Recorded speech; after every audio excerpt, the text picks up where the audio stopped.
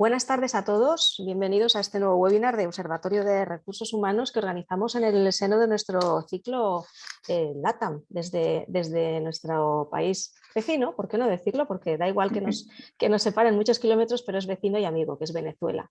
Allí nuestro representante, nuestro director de ORH en Venezuela y desde el cual estamos expandiéndonos a todos los países de Iberoamérica es Paul Rosillón. Con él estamos haciendo pues, este ciclo de 5 webinars que llevamos ya, pues para intentar posicionar un poco el mundo en el que estamos. No es un ciclo para saber cómo hacer las cosas, cómo gestionar personas en el mundo híbrido, global, etcétera. No, es un ciclo para hacernos preguntas. Por eso siempre digo que estas sesiones son para aquellos que tienen ganas de complicarse un poquito la vida, bueno, pues de ir un poquito más allá. Hoy contamos además con Juan Vera, como digamos el experto que va a acompañar la intervención de Paul. Algunos le conoceréis porque Juan Vera es español, lleva ahora ya muchos años en Chile, me ha dicho que 27 y medio, pero en España fue muy conocido en el mundo formativo, corporativo, ya entonces era una referencia y ahora lo sigue siendo. Y lo vamos a comprobar con una charla que va a ser eso, una charla, una conversación. No queremos, salvo la intervención inicial de Paul, de contexto, pues queremos que transcurra y que nos lleve a donde nos quiera llevar la conversación. Porque como decíamos antes de iniciar este webinar sobre liderazgo, que es sobre lo que vamos a hablar, no hay ningún experto que tenga la receta mágica. No hay ningún experto que nos pueda decir hay que ir por aquí o hay que ir por allá. Como mucho nos van a decir por dónde no hay que ir, porque sabemos que la experiencia ya nos ha dicho que por dónde no debe ser lo aconsejable, y sí qué caminos podemos explorar, o por qué podemos, o qué preguntas nos podemos hacer. Yo me callo, que hablo mucho porque este tema me gusta un montón, y le cedo ya la palabra a Paul Rosillón. Paul, estás en... Exactamente, ahora ya te podremos oír. Gracias, Maite. Buenas tardes para ti y buenas tardes y muchas gracias a Juan, que está en Santiago y en estos tiempos tenemos el mismo uso horario, por estar acá. Para mí realmente es un verdadero placer que Juan nos haya permitido contar con su presencia hoy. Y antes de darle a él el espacio para que nos comente, siempre me gusta desde lo que es la agenda de LATAM Venezuela, recordar el contexto en el que tratamos de estructurar estos espacios. En primer lugar, bueno, y como podemos ver en la parte superior de la imagen, acá progresivamente hemos ido creando un ecosistema de instituciones. Hay varias universidades ya, una escuela de negocio, un grupo de pensamiento y un muy importante think tank venezolano que están permitiendo que se vinculen sus imágenes, además de, por supuesto, de nuestro sponsor principal, ORH España, en acompañar estos espacios conversacionales, algunos estructurados, otros como el de hoy, más dedicado a que reflexionemos con un experto en liderazgo, y digo experto porque tiene muchos años trabajando en el tema. Es una persona a quien he conocido recientemente, pero ya lo considero uno de mis grandes referentes en esta materia y en otros aspectos. Y creo que con él vamos a tener una muy interesante conversación sobre el tema que nos ocupa y que estamos llamando un nuevo liderazgo, ¿no? ¿Y por qué un nuevo liderazgo? Bueno, porque recordando definitivamente, y ya lo hemos conversado en otras ocasiones, estamos viviendo un tiempo de profunda transformación global. Estamos viendo cómo definitivamente los grandes contratos sociales que dieron forma al mundo tal y como lo conocimos a partir del final de la Segunda Guerra Mundial han entrado definitivamente en crisis. Ayer circulaba la noticia de que Suecia y Finlandia han solicitado formalmente la creación, su incorporación al pacto de la OTAN, con lo cual, pues definitivamente la concepción geopolítica del planeta que se planteó al finalizar en la conferencia de Potsdam en 1944, finalizando la Segunda Guerra Mundial, pues ha dejado de existir y estamos entrando en ese espacio que diría Eleodoro Ventosilla, la creación de un nuevo mundo, ese espacio liminar en donde estamos perdiendo las referencias de nuestros modelos sociales y mentales y estamos entrando en un nuevo ciclo de transformación en donde tanto la tecnología como la economía se combinan para darle nacimiento a eso que se está llamando la nueva economía, donde privan fundamentalmente los datos como el nuevo activo, pero también conceptos asociados al capitalismo consciente, a darle propósito al crecimiento y al desarrollo, y lo que obliga a repensar el rol de lo que hemos conocido hasta ahora como la empresa jurídica, ¿verdad? La persona jurídica, la organización, la empresa. El gran catalizador del proceso de transformación que estamos viviendo, fundamentalmente en lo económico, pero también en lo social y en lo político, que es la tecnología, y un aspecto muy importante dentro de lo que es la transformación digital, que son esas nuevas arquitecturas organizacionales que requieren repensar un liderazgo que fue durante mucho tiempo el protagonista en ambientes presenciales, en ambientes analógicos, en ambientes físicos, pero ahora estamos en esta nueva realidad en donde las fronteras físicas tienden definitivamente a desaparecer. El otro gran actor que definitivamente va a estar impactado y sobre el que hemos estado conversando en nuestros webinars también, que es el llamado diálogo social, un tema que por cierto en España es un tema muy vivo, muy discutido, y para nosotros desde este lado del charco, como suele decir Maite, es un referente, no porque pensemos que lo que se está haciendo allá sea lo que se debe hacer, pero sin duda hay grandes espacios en España, como los que tiene la gente del los diálogos de Erron, que seguimos por acá con muchísima atención, porque son de gran profundidad y reflexión. Y finalmente, y es quizás el verdadero centro de la conversación, todo esto definitivamente nos demanda un nuevo liderazgo global, un nuevo liderazgo político, un nuevo liderazgo social, pero sin duda también un nuevo liderazgo empresarial. Un nuevo liderazgo empresarial para atender una nueva forma de organización. Recordemos pues que, y Juan es un experto en estos temas, las escuelas de negocios tal y como las conocimos durante gran parte del siglo XX fueron la consecuencia de la necesidad que sintieron los empresarios de darle estructura y competencias a los líderes de las organizaciones que emergieron a partir de la segunda revolución industrial, con la entrada en escena de la línea de ensamblaje, la división funcional del trabajo y todas las teorías asociadas que dieron pie a la misma. Pero hoy en día vemos como hay un nuevo surgimiento de una nueva estructura, de unas nuevas plataformas organizacionales de dimensiones, como muy bien dice Ismail, exponenciales, organizaciones que no responden a espacios físicos, sino a qué tan lejos puede llegar la presencia de una plataforma en una sociedad. Con lo cual, pues, hay que revisar los temas relacionados con ese nuevo tipo de organizaciones, aspectos culturales, el tema del talento. El martes participé en una universidad, en un foro en donde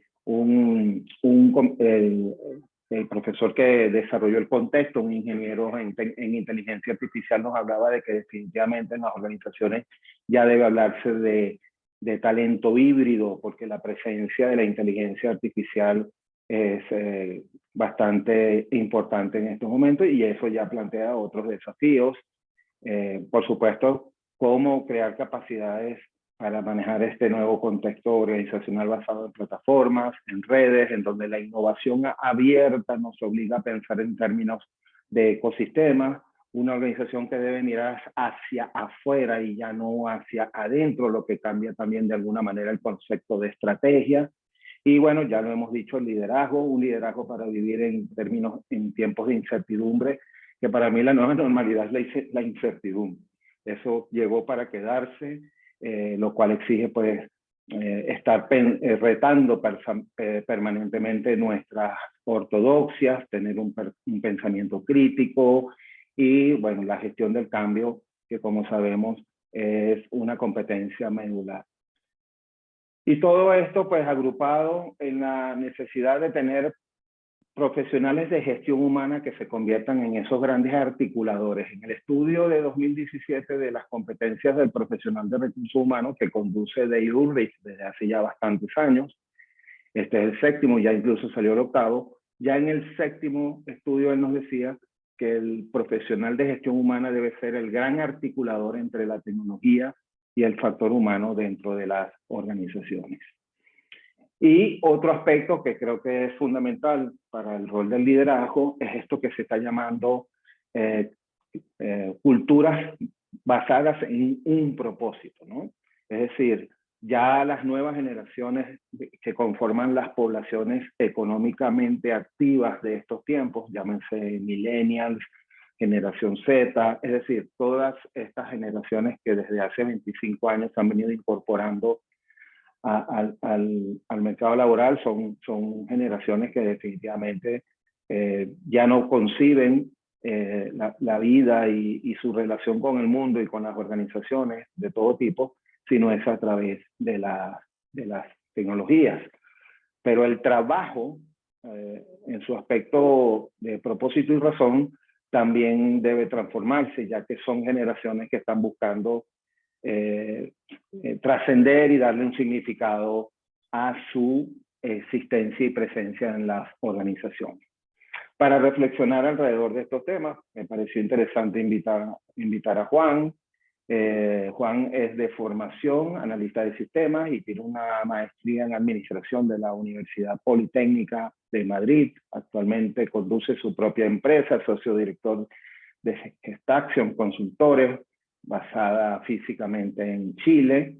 Él es director del Programa Internacional de Coaching en el Poder y la Política de New Think Network, una de las más importantes firmas en la materia a nivel global y sobre todo con una fuerte presencia en Latinoamérica. Juan también es profesor de coaching y acompañamiento en el Magíster de Habilidades Directivas de la Escuela de Negocios Adolfo Ibáñez de Chile, quizás la escuela de negocios privada más prestigiosa de América Latina. Y durante 18 años fue presidente y director general de STEM, una importante escuela de negocios en España.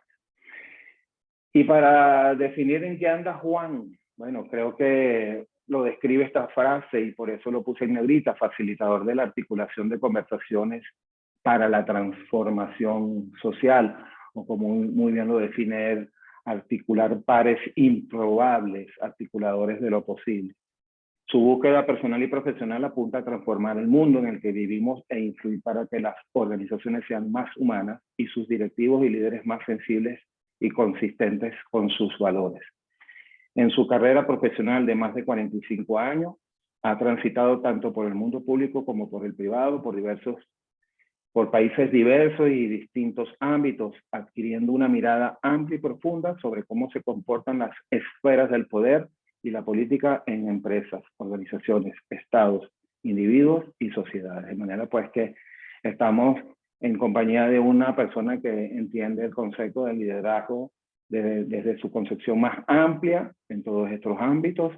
Pero quizás, Juan, la primera pregunta que haría yo para escucharte es,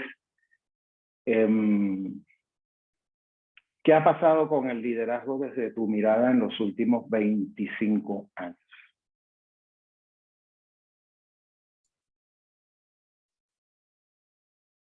Estás en... Sí, ya. Sí, iba a decir, antes de contestarte, Paul, agradecerte a ti y a Maite por esta invitación, porque es un placer del poder hablar pensando que los anfitriones o con las organizaciones de mi país, ¿no? Yo llevo, como dijisteis, ¿no?, 27 años y medio acá, pero sigo siendo español. Hay algo que... Hay veces que las personas que... Yo no creo mucho en lo de las patrias, ¿no? Estas cosas ya no tienen un sentido especial para muchos de nosotros, pero sí el reconocimiento de dónde vengo, dónde están mis orígenes. porque a veces hay que volver a casa, ¿no? A esa casa interior que las personas buscamos. Agradeceros eso, porque, y además lo que voy a decir tiene que ver con este mundo que tenemos. O sea, en realidad, un venezolano al que acabo de conocer hace 2 años, a pesar de que, como tú dijiste, una frase tuya que yo repito mucho, de que esa experiencia que yo fue de una nueva intimidad, esa nueva intimidad, es el que me pone en contacto con una institución de mi país, cuando yo estoy viviendo en otro, y me va a presentar a alguien que está a cargo de ella, que resulta que nos conocimos. Yo al menos no había identificado eso hace más del tiempo que llevo aquí, cuando yo dirigía SDEN, efectivamente, y ella estaba en la revista Capital Humano, a la cual estábamos suscritos en nuestra escuela, y era uno de los materiales que se utilizaba en todo lo que era la asignatura de gestión de recursos humanos, ¿no? Así es el mundo. Es un mundo interconectado. O sea, hago esta conexión porque ¿cómo ha cambiado el liderazgo? Tanto como ha cambiado el mundo. Tanto como ha cambiado ese mundo que está absolutamente interconectado. Y por tanto, desde mi punto de vista, si yo me escuchara a mí mismo dando una clase en aquellos años, ¿no? En el año 92, 93, sobre liderazgo, y luego me escuchara cuando llegué aquí, en la universidad las daba, en los años 2000 y algo, pues seguramente si fuera un alumno sentado en esa sala, me lo pondría difícil. O sea, levantaría la mano para decirle, profesor, está usted un poquito errado. O sea, que esta idea de ser un guía, del líder como un guía, parece que el guía sabe a dónde hay que ir. Y podemos saber hoy dónde hay que ir. O más que un guía, necesitamos un explorador,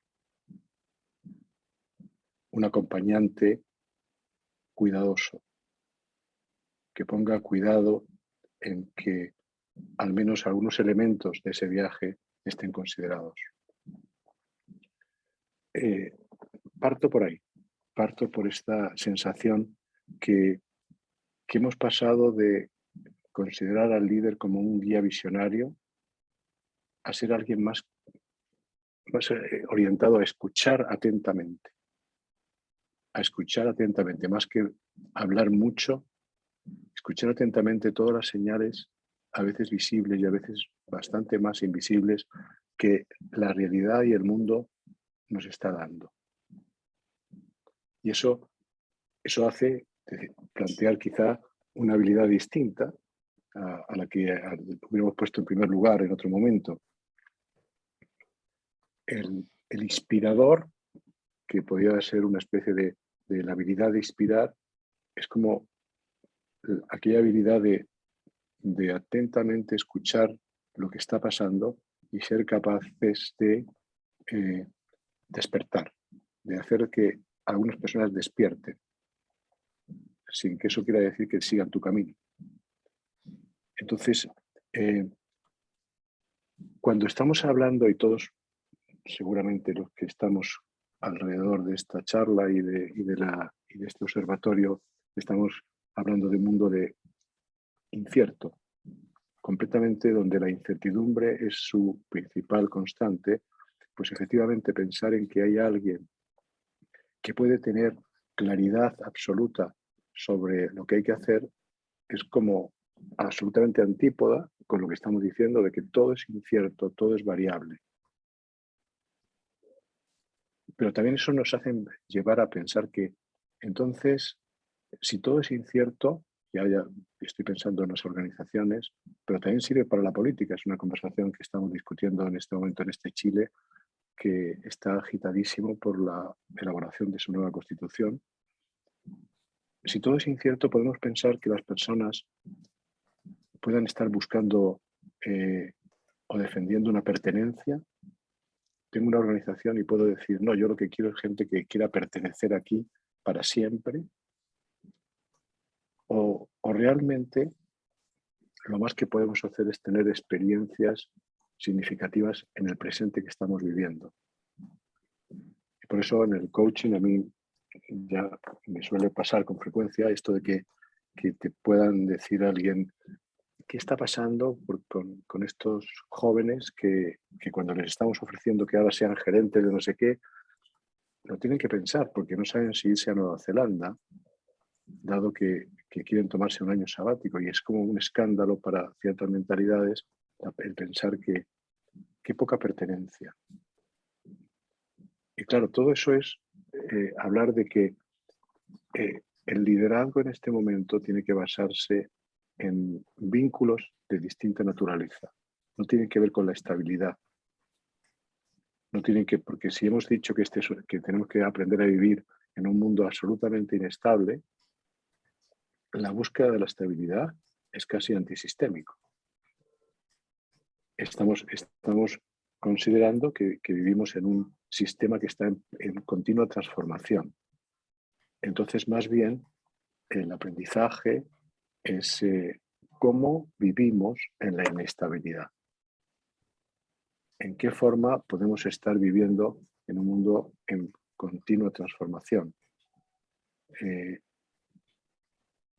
énfasis quizá que pueda plantear estas personas que pueden ser referentes o que pueden ayudar a articular talentos, ¿no?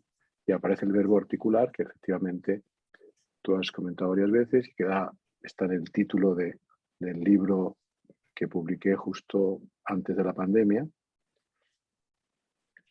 Como una anécdota personal, yo tenía mi tarjeta de embarque para ir a Madrid a presentar el libro. En la mañana y antes del mediodía de acá dijeron que se había suspendido, que era imposible ya reunirse más de no sé cuántas personas y por tanto tuve que suspender el viaje con la tarjeta de embarque en la mano. Bueno, ese libro ya pone un verbo que para mí fue como, si tuviera que decir en este momento la habilidad fundamental de lo que seguimos llamando líder, ya no sé si en el fondo en el futuro llamaremos de otra manera, es articular. Es articular personas, talentos, crear la posibilidad de conversaciones no tenidas hasta ahora. Porque sí, termino con esto. Porque de alguna manera algunas personas creemos que el mundo es el resultado de las conversaciones que somos capaces de tener y que como consecuencia de ello crean ciertos acuerdos y ciertas declaraciones. Bueno, si no nos gusta el mundo que tenemos es porque tenemos que cambiar esas conversaciones y posiblemente eso significa sentar a la mesa a gentes distintas, a más personas, porque hoy en día las agendas se ponen desde lugares muy distintos a los que antes se ponían. Sí, disculpa sí. que... No, es que te escuchaba y me haces traer nuevamente a la mente conversaciones acerca de la estrategia, porque en el contexto organizacional en el que generaciones como la tuya y la mía, no voy a hablar de Maite, nos tocó gerenciar y liderar pues el espacio natural del liderazgo, o uno de los espacios naturales del liderazgo era la estrategia y fundamentalmente la planificación estratégica. Y un objetivo fundamental de la planificación era reducir incertidumbre, ¿verdad? Tratar de proyectar a la organización en el futuro, ciertamente en unos contextos muchísimo menos inestables, más predecibles que los que tenemos. Y eso está haciendo o hace que en este momento se esté cuestionando mucho la utilidad de la planificación, ¿no? Yo tengo una frase, uso mucho una frase de Dwight Eisenhower, que fue el comandante del desembarco a Normandía, la operación militar más grande de la historia, y creo que le preguntaron algo acerca de la importancia de la estrategia. Él dijo, bueno, mira, un plan no es nada, pero la planificación lo es todo, ¿no? Yo creo que en ese momento él lo que quiso referirse es, o yo hago un símil acerca de lo que él quiso decir con respecto a que quizás hacer planes muy estructurados de mediano plazo pueda que no tenga algún sentido si lo miramos de la misma utilidad que le dábamos en el pasado. Pero creo que el pensar y el reflexionar estratégicamente es una competencia que se hace necesaria. O sea, y cuando digo estratégicamente es eso, ver el ecosistema y ver el proceso como un todo. Y eso me ha llevado a introducir en mis conversaciones con la gerencia el concepto de que las estrategias son conversaciones. Y en la medida en que he ido creyendo yo mismo en esa aseveración, me he ido dando cuenta de que efectivamente una forma de generar un vínculo o una visión compartida, ya no acerca de un plan, sino acerca de cómo un grupo humano puede estar sintiendo y pensando sobre cierta y determinada situación, es conversando, ¿no? Hay un tema adicional que pudiéramos agregarle a esto, que es si este tipo de espacios versus los espacios físicos presenciales, el contacto humano, quiero decir, le agregaría un adicional a eso, ¿no? Ahora que se está dando el retorno a la presencialidad en algunos espacios, yo particularmente observo que se valora mucho el reencuentro y el contacto, a pesar de todo, ¿no? Pero, ¿cómo ves este tema entonces de guiar en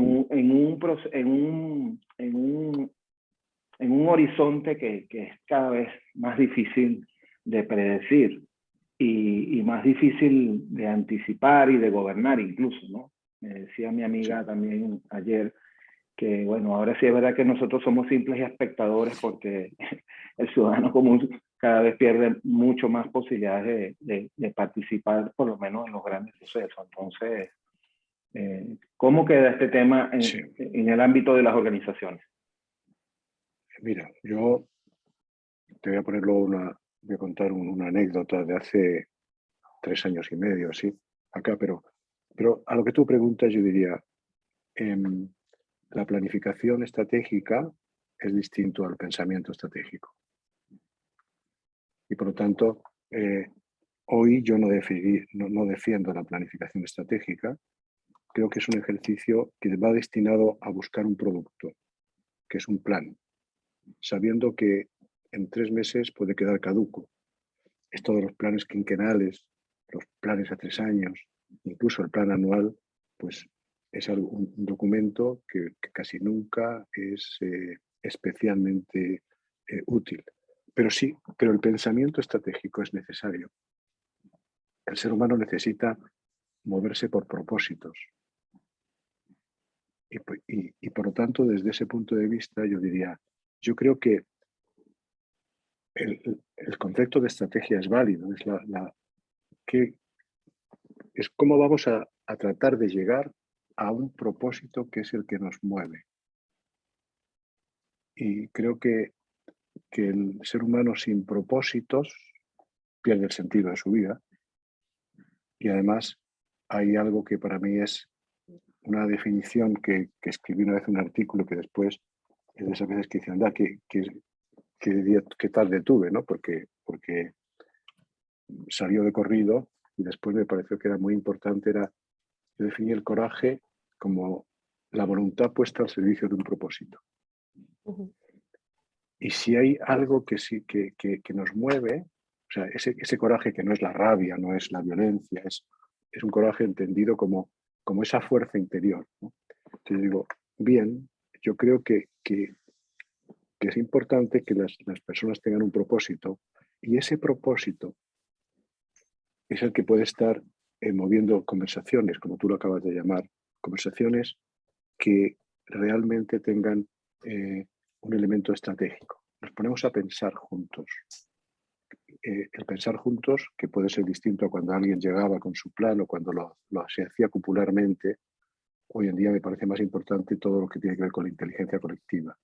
¿Cómo generamos una inteligencia colectiva desde puntos distintos, dado que la propia realidad es muy poliédrica, no solamente es incierta y es cambiante, sino que tiene múltiples caras? Entonces, desde ese punto de vista, yo defiendo eso, ¿no? Sí, Maite, dime. No, Juan, te iba a decir que no solo es poliédrica, sino muchas veces de posturas enfrentadas. Se habla mucho de propósito y a mí que me gusta mucho aterrizar las cosas, Yo creo que en el actual discurso del propósito hay mucho marketing hueco. Lo importante es, como bien dices tú, encontrar esos puntos de conexión, esas conversaciones en los que, por ejemplo, en el caso corporativo, empresa, empleados, sindicatos, todos los stakeholders se lleguen a entender. ¿Y eso, a fecha de hoy, es posible? Yo no lo veo posible. Al menos con la actual estructura de discurso en torno al propósito, porque además vivimos en un mundo cada vez más individual, más individualista, más de la libertad personal por encima de la libertad colectiva. Yo no sé cuál será tu reflexión en ese sentido, pero yo veo que todavía hay mucha diferencia entre lo que se dice que se hace y lo que se hace realmente, y lo que se está dispuesto a hacer. Claro. No sé si me he explicado, que yo no soy tan filósofa como vosotros, aunque me gusta filosofar. No, pero te voy a hablar con cosas concretas, ¿no? Es decir, si el propósito es algo que se plantea por alguien, que de alguna forma lo que trata con él es de que la gente le siga, o si el propósito marca simplemente el interés de una organización, sin considerar al mundo en el que se mueve, pues efectivamente pues es un discurso que puede ser como buenista por seguir lo que tú estás planteando. Ahora, los seres humanos, cuando llegan a relacionarse entre sí y a conocer el punto de partida, sus puntos de partida, pueden llegar a articularse. Articularse a lo mejor no para lo que quiere uno, sino para lo que puede ser ese conjunto de intersección que nos une. Aquello que puede ser el mínimo que me permite vivir en convivencia con otros. Hay un biólogo, un filósofo chileno, Humberto Maturana, que cuando hablaba aunque se metía en temas también filosóficos, decía, hablando de la democracia, la primera pregunta es, ¿queremos vivir juntos? Porque si no queremos vivir juntos, entonces casi nada de lo que nos propongamos va a funcionar. Ahora, quizás antes que esa pregunta de si queremos vivir juntos es el descubrir si es que nos estamos relacionando desde la imagen de un otro que no conocemos realmente. Por eso yo cuando hablo de una característica de un liderazgo actual, y digo articular como principal habilidad, esa es mi tesis en este momento. Digo, si tengo que decir es articular, es cómo yo pongo en contacto a lo que, como dijo antes Paul, pares improbables, esas personas que no conversan y que incluso pueden verse completamente distintos. Y cuando dije un ejemplo, mira, he estado participando en un proyecto que se llama Méxicos Posibles, que se está realizando. O sea, el trabajo que hemos hecho en un equipo de personas terminó hace unos días. No sé si tendrá continuación, pero básicamente fue hacer la experiencia de juntar a personas del mundo político de las antípodas, que realmente eran absolutamente opuestos. Mezclar allí, además, a personas de los medios de comunicación. Sentar a personas de los pueblos originarios. Incluir a personas de todo este mundo de la diversidad de género. Es decir, un popurrí de estos que tú sabías que lo primero que tenías que hacer el primer día era casi decir, ir con banderas blancas para que no hubiera agresión, ¿no? Y lo que se hizo no es ponerse a hablar de lo que nos separa o de tratar de convencer, sino borrar el verbo convencer. Aceptar la diversidad absoluta que hay entre nosotros, vernos como seres humanos y proponer un espacio de conversaciones en los que llegásemos a conocer a los otros. Cuando tú conoces al otro, te puede no gustar aquello que propone. Pero si miramos en nuestro país, Maite, pues los acuerdos que se llegaron con ETA, que fueron muy difíciles y duraron muchos años, empezaron por 2 o 3 personas almorzando juntas y reuniéndose a hablar no de por qué yo tengo razón o tú tienes razón, sino tratar de llegar al ser humano que era el otro. Y eso fue facilitando un proceso de conversación paso a paso que llegó a que en un momento determinado se encontrara una posible vía válida para ese momento. Entonces yo creo que de alguna forma, hoy en día, por ejemplo, en el fenómeno de la organización es, bueno, las organizaciones tienen que abrirse no solamente a la frase hecha del cliente al centro, sino de cómo conversan con las comunidades en las que operan. Cómo entienden que realmente esas comunidades tienen peticiones, tienen requerimientos que forman parte de los que les puede convertir en sus clientes o sus consumidores o no. Porque en este dinamismo que hay hoy, uno puede perder su posición en el mercado inmediatamente. También cómo se puede llegar a conseguir una posición mucho más rápidamente que antes. Bueno, uno puede jugar el juego de que vamos a ver quién es el más listo, o puede establecer una dinámica orientada al diálogo a través de procesos que no pasen por el intento de convencer al otro de las bondades de mi producto o de mi posición, sino de la posibilidad de que encontremos el arte, para mí, o el valor de la democracia es que no trata de homogenizarnos, sino que es cómo podemos vivir juntos siendo distintos. Cómo podemos estar juntos pensando de formas diferentes. Y eso significaría por lo menos evitar todo lo que puede ser la aparición de la violencia dentro de las relaciones humanas. Me gustaría construir sobre dos...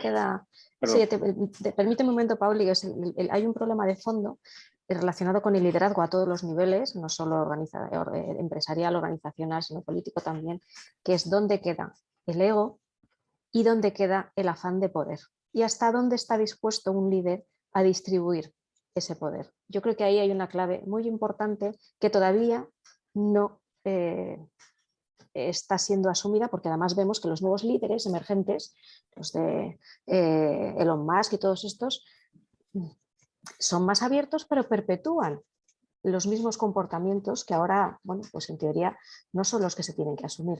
Esto es un comentario mío, antes de darle la palabra a Paul. ¿Paul? No, pero yo quiero construir sobre el comentario que hacía Maite del diálogo social y combinar eso con el concepto de comunidad y la pregunta que hace María Laura sobre el tema del desarrollo de habilidades blandas, ¿no? Porque creo que hay una conexión allí. Y yo con respecto al diálogo social, que definitivamente es un tema donde se buscan los equilibrios, pero alguien tiene que liderar. Creo que a quien le corresponde liderar eso, no me estoy refiriendo a una persona en particular, pero para mí la deficiencia que tiene esa conversación hasta ahora, desde lo que observo, es que no se está hablando desde lo que se debe hablar, que es que la economía, el concepto de producción, el concepto de lo que fue la institución económica y la consecuencia que eso tuvo en la creación de un mundo del trabajo, ha cambiado radicalmente. Entonces, es difícil llegar a acuerdos cuando lo que se espera es que alguien haga concesiones y se llegue a un producto que de todas maneras no responde al nuevo escenario económico que está planteando la disrupción, la cuarta revolución industrial. Entonces a mí me parece que hay que seguir forzando la barra para que se dé una discusión como la que generó en su momento Adam Smith cuando introdujo el concepto del trabajo como un factor de producción. Digo un momento de génesis, no que estemos en un mismo momento histórico, sino que definitivamente las personas que vivían en ese tiempo y los pensamientos que convergieron en una persona, en este caso Adam Smith, pues simplemente entendieron que había un cambio profundo de pasar del mundo feudal a un mundo industrial en creación, y que había un factor que era la persona en un mundo que se estaba llamando el mundo del trabajo, el colectivismo y todo lo que surgió después. Porque no creo que simplemente se trate de conciliar intereses, es que creo que hay que hacer un borrón y cuenta nueva. Y lo otro es, y eso por supuesto, eso da mucho miedo y da mucha incertidumbre, ¿no? Y hay estructuras como la Organización Internacional del Trabajo, que para una organización como esa se cuestione el diálogo social, es cuestionar su partida de nacimiento y su razón de ser. Entonces, también hay que entender que estamos hablando de 100 años de un paradigma, ¿no? Y no es fácil, pero hay que ser valiente, y ahí sí creo que se necesita un tipo de liderazgo que no es un liderazgo que puede insinuar cuál es el nuevo modelo, pero sí tiene que obligar, en el buen sentido, o promover, incentivar a los actores a que hay que salirse del modelo clásico de lo que se entendió por organización. Tiene que ser, Y eso nos lleva al perdona, concepto Paul. de comunidad. Eso nos lleva al Paul, concepto de comunidad. Paul, te quería preguntar una cosa, y es Sí. Lo que tú estás comentando del liderazgo. Yo creo que tiene que ser un liderazgo muy consciente del valor de la sostenibilidad en todas sus acepciones. No solo la sostenibilidad del medio ambiente, sino la propia sostenibilidad de las organizaciones, de la sociedad y de la gestión del talento. Un capitalismo más consciente, etcétera, que sigue siendo una quimera, en el fondo. Sí. Sí, exactamente. Y el concepto de comunidad, Juan, disculpa, que tiene que ver con que, bueno, volver a lo básico, a lo antropológico, como me gusta decir a mí, la frase de Horacio Cortés, un amigo argentino que también es de este mundo del coaching, que dice: somos seres emocionales que hemos aprendido a racionalizar, y no al revés. Entonces, todo lo que se llaman las competencias blandas, la mayoría de ellas están vinculadas al mundo de las emociones. Y tú me pusiste en contacto, Juan, hace tiempo con una frase de Maturana de que las emociones nos predisponen para la acción. ¿Bien? Y por eso el poder de lo que hasta ahora, los que en algún momento trabajamos en el área de gestión humana y en estos temas, entendíamos que las competencias llamadas actitudinales eran las grandes detonantes de la cultura. Y ese es otro tema del que me gustaría que conversáramos, cómo se entiende el tema de cultura y se lideran esos temas en este tipo de organizaciones líquidas abiertas, ¿no? Entonces, ¿cómo vemos este tema de culturas, de comunidades y el papel de las competencias blandas en todo esto? Bueno, déjame que ordene un poco el pensamiento para que, porque quiero partir de dejar claro que efectivamente el mal existe, ¿no? Que el egoísmo existe, que no es un defecto de software momentáneo, es algo que forma parte de quienes somos. Por tanto, yo no soy ingenuo en el sentido de pensar de que cuando el poder se considera, se ve como que es en su definición más elemental, el poder, y este compatriota tuyo, Paul Moisés Naim, lo dice muy bien en su libro Del fin del poder, de que yo tengo poder cuando por mi presencia pasan cosas que sin ella no pasarían. Por tanto, desde ese momento yo intervengo en el mundo. Y cuando eso ocurre, pasan esas cosas, yo me puedo sentir poderoso. Y cuando yo me siento poderoso, me suele gustar serlo. Y cuando llego, por lo tanto, por mis capacidades a tener alguna posición, al final mucha gente no quiere dejar esa posición, quiere capturar el poder. Y cuando capturo el poder, pues me voy subiendo por una escalera donde mucha más gente me adula, me halaga, y puedo llegar a tener esto que los psiquiatras llaman el síndrome de Ibris, el síndrome de la desmesura, que hay un momento en que pierdo absolutamente una conexión con la realidad y con la ética. Y me puede dar todo lo mismo. Está bien, eso lo sabemos. Sabemos que eso puede ocurrir.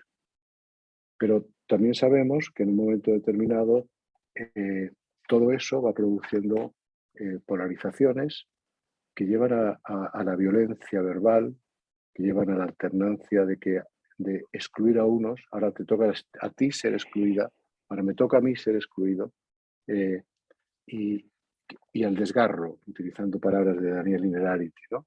A ese desgarro de una parte. Lo que también digo es que, bueno, pero se van produciendo generaciones y situaciones a partir de la tecnología, de la información, etcétera, que va llevando a la idea de que tal vez lo que tenemos que generar es mayor conciencia social.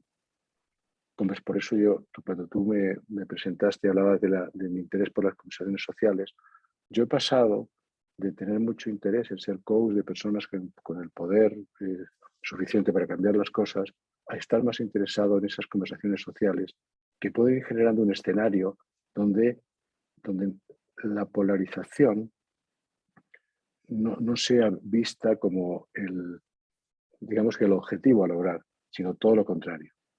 Y desde ese punto de vista, pues creo que cuanto nosotros dediquemos más tiempo desde las escuelas, y me voy a remontar desde los colegios, no tanto a enseñar contenidos que son accesibles a través de la tecnología, sino a enseñar valores y a enseñar sensibilidades, pues es muy probable que estemos creando unos ciudadanos distintos.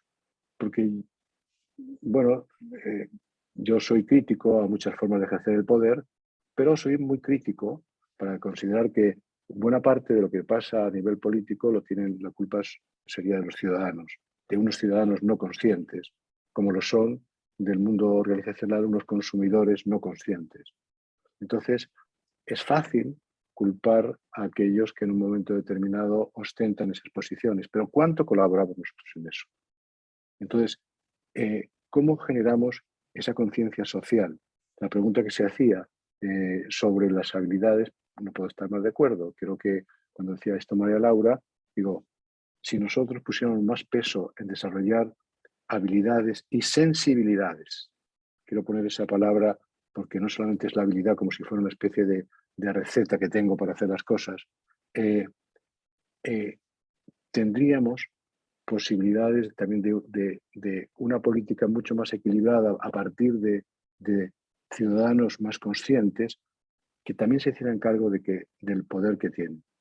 Entonces, desde ese punto de vista, digo, podemos seguir un camino, un escenario en el cual cada vez las situaciones se vayan haciendo la brecha más grande, la grieta más grande, o podemos apostar, sin ser buenistas, por tener el interés en recorrer otro camino que lleve a acercar a las personas y a poner en contacto, crear escenarios, espacios. Yo creo más en lo que se puede lograr. Les contaba lo de México Posibles, pero en Chile se están trabajando muchos escenarios en los cuales mañana mismo estamos con buena parte de la clase política sentados en la mañana para hablar que se llama Hablemos de Chile, para tratar de poner en contacto, crear un espacio donde sea posible hablar lo que en este momento no es posible hablar.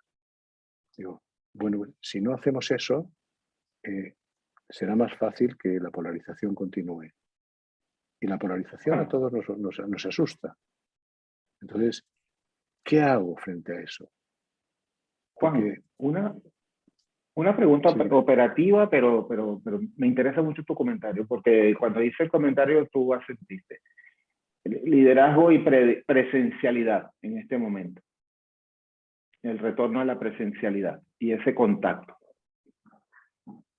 La tecnología permite lo que estamos haciendo. O sea, no cabe duda de que esta conversación no sería muy posible si no fuera que de pronto nos juntamos un día todos en Venezuela, todos en Madrid o todos en Santiago, lo que fuera, ¿no? En la Gran Vía, en la Gran Vía. Sí, pero esto tiene valor. Pero es muy distinto, o todavía sigue siendo distinto para nuestra generación. Voy a ser humilde, yo no sé. El otro día hablaba con una amiga de mi nieta que su ilusión sería tener una habitación y empezó a hablar de la habitación que había visto en no sé dónde, que tenía no sé cuántas pantallas, en 4 dimensiones, impresora no sé qué, y que así iba a recorrer el mundo. Digo, ¿y a ti no te apetece irte a conocerlo? Decía, uy, no, yo es que todo lo puedo tener, es que tú no tienes ni idea, me decía, es que tú no lo has visto. Y me trataba como un ignorante, ¿no? Y claro, yo soy un ignorante en muchas cosas, pero a mí lo que me daba pánico era que esa persona no tuviera el interés de vivirlo de una forma material, ¿no? O sea, vuelvo a Byung-Chul Han y a su libro No Cosas para decir el peligro de la desmaterialización, porque eso significa, no digo que no sea bueno que se pueda hacer o no, sino que la experiencia vital de vivirlo es distinta en un caso que en otro. ¿Es Entonces, desmaterialización a o tu pregunta, deshumanización? es que cuando yo desmaterializo, efectivamente empiezo a tener una experiencia humana distinta. Para no ser tan drástico de llamarle deshumanización, porque nosotros estamos teniendo una experiencia humana en este momento y podemos emocionarnos. En esta experiencia de Méxicos Posibles, nosotros tuvimos durante 8 meses conversaciones todos los meses por Zoom. El 9º mes nos juntamos en un lugar cerca de la Ciudad de México durante 3 días. En la primera tarde, al acabar, la gente dijo, si esto lo hubiéramos hecho el primer día, hubiera sido distinto, porque te he tocado, porque te he abrazado, porque lo que no sabías era un brillo de la pantalla, resulta que es una lágrima que aflora tus ojos y me conmueve. Yo terminé después de una de las personas más duras que había visto en todo este proceso, que era una líder indígena, Ismeray, terminé diciendo, ¿y tú estarías dispuesta a darme un abrazo y a perdonarme? Yo creo no haberte hecho nada, pero mis ascendientes sí. Entonces, aunque yo no comparta la forma que ellos pudieron tener de tratar a tu pueblo, te quiero pedir perdón en nombre de esa historia. Y los dos nos quebramos. Y nos dimos un abrazo y pasó algo que desde ese momento la conversación fue absolutamente distinta. Pero se había creado un espacio. Se habían articulado las condiciones para que eso fuera posible. Entonces, pongo estos ejemplos para decir, mire, han ocurrido en la historia muchas situaciones que han pasado por esta idea no de convencer e imponer mi poder para que tú tengas que ceder, que han pasado a partir de otras circunstancias. Y tal vez esto lo deberíamos generar como una especie de habilidad a desarrollar en aquellas personas que quieren ser líderes sociales. Y digo esto porque yo conozco a muchos políticos que empezaron con un gran romanticismo, por llamarlo de alguna forma, pero que después al llegar al poder efectivamente empieza a haber esta captura de los privilegios o de la sensación de que el mundo puede generar a mi alrededor. Ese es el riesgo que todos corremos en la vida. Pero también hay ejemplos que son motivos para la esperanza. Yo me suelo fijar más en los segundos. ¿Qué motivos puede haber que a mí me puedan hacer? Yo puedo odiar a Putin. Puedo decir, este tipo, no sé qué es, esta es la maldad. Así es el ser humano. O puedo fijarme en los polacos que están en las estaciones recibiendo a la gente que llega, que no conocen de nada y que les llevan a su casa. Es decir, ambos son seres humanos. Sus actitudes son totalmente diferentes. Pudiéramos tal vez plantearnos qué podemos hacer nosotros, que tenemos el privilegio de una educación, de poder llevar una vida en mejores condiciones para generar muchos más nodos para esta articulación. Y no sé si me he ido del tema, pero porque tú me hacías otra pregunta, Paul, sobre las organizaciones y digo, claro, yo por ejemplo creo en esta teoría de las redarquías. Yo creo que hoy en día una organización no se puede... hay una estructura vertical, pero cada vez la idea de dirigir verticalmente va a chocar contra la lógica de la propia tecnología, uno, y con las nuevas generaciones que no creen, que creen más en la horizontalidad que en la verticalidad. Y por tanto, estudiar los modelos redárquicos, porque la redarquía viene a ser ese orden emergente, ¿no? que de alguna forma va a poner una mayor importancia en los equipos, ¿no? Es decir, no es el poder y la autoridad de la jerarquía formal, sino el que surge de las relaciones de participación y todos esos flujos de actividad que se producen cuando generamos redes de colaboración. Fíjate que, y un poco para resumir esta última idea, o estas últimas ideas, te escuchaba en la última parte y trataba yo de elaborar como un resumen y llegué a la conclusión de que estrategia y liderazgo, entonces, en este contexto incierto, es poner a las organizaciones, y en este caso a las personas, a conversar sobre tratar de entender la lógica de lo que sucede. Tratar de entender la lógica de lo que sucede. Y eso parte del principio de que ninguno de los que vamos a conversar allí sabemos lo que sucede. Y vamos a tratar juntos de comprender lo que está sucediendo. Porque, y eso, si me voy al plano de cómo se están manejando las conversaciones, insisto, del diálogo social, y ese es un tema para mí vital, porque no es menor, como dirían allá en el sur, lo que va a pasar allí, porque tú lo has dicho también. ¿Y por qué pensar en la lógica de lo que está sucediendo? Porque es inevitable lo que viene. Querer negar lo que viene, o como dice una amiga mía nicaragüense, es que no porque no quiera verlo no existe, ¿no? Y da miedo, como veía que le ponía Maite a alguien allí en el chat, pero esas son las conversaciones que hay que tener. Esas son las conversaciones que hay que tener, porque creo que es peor vivir tratando de aferrarse a unos modelos mentales. Y para mí, así como creo que la conversación, descubrí el poder de la conversación a partir de esa experiencia que tuve contigo, quizás un poco tarde, el poder de escuchar y el entender que de lo que se debe hablar es precisamente de lo que no comprendemos, es vital en estos tiempos en donde ya pues el mundo cambia casi que cada 24 horas, ¿no? ¿Sabes a lo que nos obliga eso? A estar en constante búsqueda de fuentes de información. No nos podemos quedar con una única visión, con aquella que nos es cómoda, porque si no esas conversaciones son imposibles. Y hoy en día, lamentablemente, pues leemos en, ¿cómo se dice?, en diagonal. Entonces pensamos que leemos mucho cuando realmente no leemos nada. Leemos poco, confrontamos pocas cosas y así es imposible que conversaciones como estas tengan lugar. Hoy en día se aupan líderes simplemente por 2 tweets en redes sociales. O se tergiversan historias de líderes por 2 tweets en redes sociales, de líderes políticos o de líderes empresariales. Y nos los tragamos porque no contrastamos y porque no queremos de verdad ser conscientes de lo que pasa a nuestro alrededor, porque preferimos quedarnos con la versión cómoda, aquella que nos hace sentir a gusto en nuestro nicho.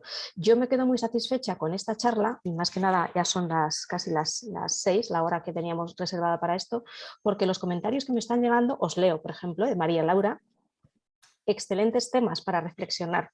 Ojalá haya un cambio cultural hacia una sociedad más empática y sensible. De Mijanu, y perdona si pronuncio mal tu nombre, creo que es Mijanu. ¡Wow! ¿Cuántas frases para la reflexión? Eso es importante. Es cuando hablamos de conversaciones poderosas, es no dar soluciones, no dar respuestas, sino obligaros a pensar. Y yo creo que hoy hemos dado muchas ocasiones para pensar. Intentaremos hacer nosotros un resumen para publicarlo mañana. Y por supuesto, pues tanto a Juan como a Paul os doy las gracias de corazón bueno, pues sobre todo por darme también a mí personalmente la ocasión de conocer nuevas formas de hacer las cosas. Yo, por ejemplo, no había tenido nunca una charla desde la perspectiva con la que lo ha planteado Juan, más social, porque lo veo tan impensable aquí, por ejemplo, en la situación política española de polarización absoluta, llegar a puntos de entendimiento que me parece súper interesante. Ojalá pudiéramos llegar a hacerlo así, ¿no? Y a Paul, pues por propiciarlo. No, es que me gustaría cerrar recordando la frase de Gandhi de sé el cambio que quieres ver en el mundo. Es verdad, sí, toda la razón. Es que puede ser esa gota. Todos podemos ser una gota. No esperemos un cambio radical simplemente por ser una gota, pero si falta nuestra gota, es importante. Así dijo la Madre Teresa. Muy bien, bueno, pues siguen llegando felicitaciones de Walter, que además Walter es un fijo para nosotros desde Perú, de Mauricio también. El liderazgo es una de las habilidades más importantes en este contexto de cambio. Excelente charla, felicidades, una excelente exposición y un análisis interesante y en profundidad. Diego pues, Pinto, que formulaba un planteamiento, pero al final agrega la información relevante, que es que él está en Ecuador y allá hay una situación de desencuentro en este momento tremenda, ¿no? También, estamos... Pues lo dicho, muchísimas gracias. Gracias, Guarionex, que también te veo aquí conectado. Gracias a todos, a los ponentes espectaculares que hemos tenido esta mañana tarde, dependiendo de dónde estemos conectados, y a todas las personas que, como curiosas que son, habéis estado acompañándonos. Un abrazo y cuidaros mucho. Chao, Maite. Chao, Juan. Chao, muchas gracias. Muchas gracias. Adiós. Adiós.